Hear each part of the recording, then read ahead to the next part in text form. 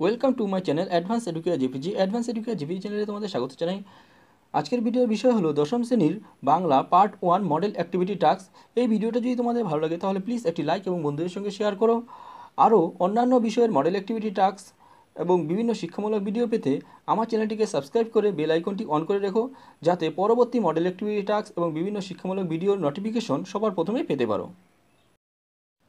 Model activity টাস্কের 1 নম্বর প্রশ্নটি হলো, তপনের মনে হয় আজ যেন তার জীবনের সবচেয়ে দুঃখের দিন। তপনের এমন মনে হওয়ার কারণ কি? উত্তর, তপনের লেখা গল্পটা সন্ধ্যা তারা পত্রিকায় ছেপে বেরোলে সে তার মাকে গল্পটি যখন পড়ে শোনাতে যায় তখন দেখে সংশোধনের নামে ছোটো মেসো সেই লেখার আগাগোড়াই বদলে দিয়েছেন। সে যে লেখাটা ছাপাতে দিয়েছিল তার সঙ্গে ছেপে আসা লেখার কোনো মিল নেই। লজ্জায় অপমানে তপন ভেঙে পড়ে। সে বুঝতে পারে তার লেখা কাঁচা হাতের, তবুও যদি সেই লেখায় ছাপা হতো তাহলে তার মনে আনন্দের জন্ম হতো, আর ছাপা না হলেও এত দুঃখ হতো না। তাই তপনের মনে হয় আজ যেন তার জীবনের সবচেয়ে দুঃখের দিন। 2 নম্বর প্রশ্নটি হলো, আমাদের ইতিহাস নেই, এই উপলব্ধির মর্মার্থ লেখো। উত্তর, ইতিহাস হলো জাতির আত্মবিকাশের গৌরবময় কাহিনী এবং তার ঐতিহ্য পুনরুদ্ধার। কিন্তু যখন সেই ইতিহাস নিয়ন্ত্রিত হয় কোনো ক্ষমতাবান গোষ্ঠী, ধর্ম, সম্প্রদায় কিংবা রাজনীতির দ্বারা, তখন ইতিহাসের বিকৃতি ঘটে।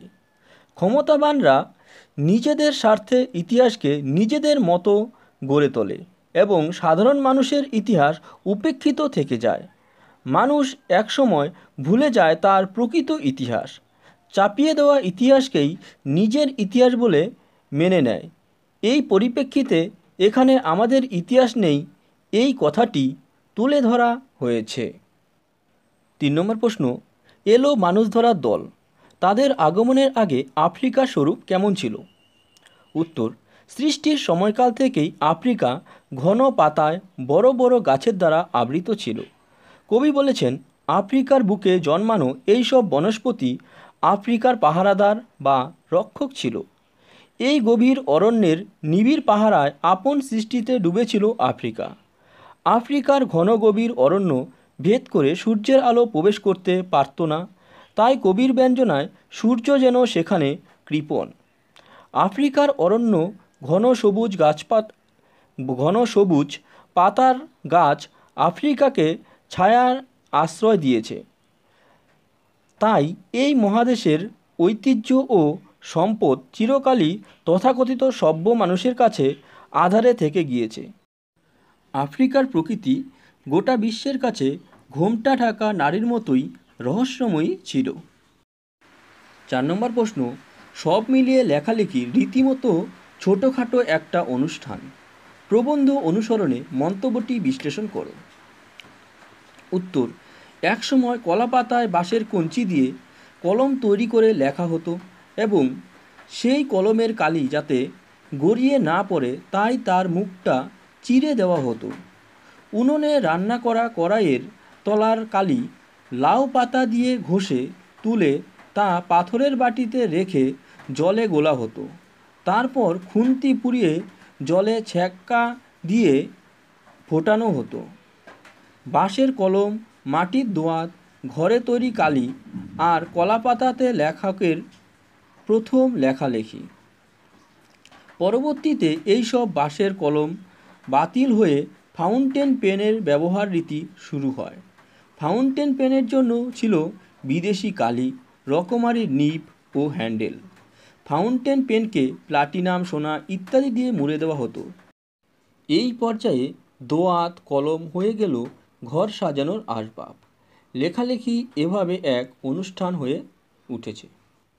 5 নম্বর প্রশ্নটি হলো, সব চূর্ণ হয়ে গেল, জ্বলে গেল আগুন। কবিতা অনুসরণে পরিস্থিতিটির বিবরণ দাও। উত্তর, পাবলো নেরুদার অসুখী একজন কবিতায় কবির মতে যুদ্ধ রক্তের এক আগ্নেয় পাহাড়ের মতো।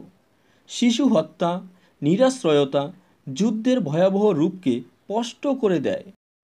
মারণ যুদ্ধের পর সে ছারখার হয়ে যায় পৃথিবী। যুদ্ধের আগুনে নিঃশেষ হয়ে যায় চারপাশ। যুদ্ধের নির্বিকার ধ্বংসে লুপ্ত হয়ে যায় কবির স্মৃতি। তার ফেলে আসা সুন্দর বাড়ি, সেই বারান্দা যেখানে তিনি ঝুলন্ত বিছানায় ঘুমোতেন, গোলাপি গাছ, চিনমি, প্রাচীন জলতরঙ্গ, অর্থাৎ যা কিছু ছিল কবির ফেলে আসা যুদ্ধ পরবর্তী জীবনের স্মৃতি, সবই চূর্ণবিচূর্ণ হয়ে যায়। যুদ্ধ শুধু আর্থিক ক্ষয়ক্ষতি বা জীবনহানি নয়, যুদ্ধ ডেকে আনে মানবিক বিপর্যয়। 6 নম্বর প্রশ্নটি হলো, অনুক্ত কর্তা বলতে কী বোঝো? উত্তর, কর্মবাচ্য ও ভাববাচ্যে কর্তা প্রধানভাবে উক্ত হয় না বলে তাকে অনুক্ত কর্তা বলে। যেমন, তোমার দ্বারা এ কাজ হবে না, এখানে তোমার দ্বারা নিচে দাগ দিবে, এটা হলো অনুক্ত কর্তা। 7 নম্বর প্রশ্ন, অকারক পদ কয় প্রকার ও কি কি? উত্তর, অকারক পদ 2 প্রকার, যেমন সম্বন্ধ পদ ও সম্বোধন পদ। 8 নম্বর প্রশ্ন, তির্যক বিভক্তি কাকে বলা হয়? উত্তর, যে বিভক্তি একাধিক কারকে অথবা সব কারকে ব্যবহৃত হয় তাকে তির্যক বিভক্তি বলে।